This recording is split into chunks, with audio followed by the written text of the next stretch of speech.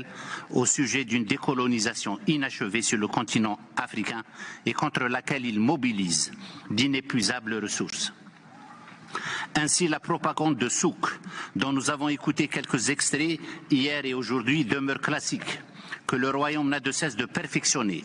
et qui se lézarde mois après mois, semaine après semaine, avec les fracassantes révélations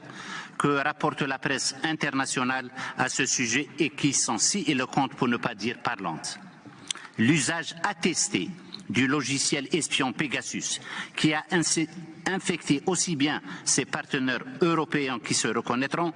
que ses alliés ici à Genève, y compris ceux de son supposé groupe de soutien. La politique systématique de corruption qui n'a épargné aucune institution internationale et qui vient d'être mise à jour au niveau du Parlement européen où contre des millions d'euros de véreux membres ont couvert depuis 25 ans par leur silence complice et criminel des violations des droits de l'homme au Royaume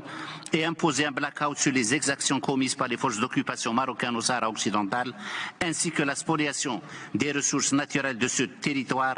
et cela contre l'avis de la Cour de justice européenne. Enfin, et la liste ne s'arrête pas, le recours à une société de conseil en guerre médiatique qui, contre rémunération, a mené des attaques coordonnées depuis plusieurs endroits du monde contre les défenseurs de droits de l'homme marocains et étrangers, des journalistes, des hommes politiques, des leaders syndicaux et des États, y compris le mien, falsifiant les données, les points de vue et cherchant à discréditer toute forme d'opposition.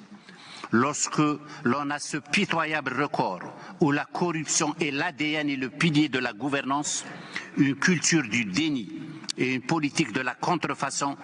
l'on n'est ni digne ni légitime de siéger au Conseil et encore moins de se prévaloir d'un quelconque crédit démocratique. Je vous remercie.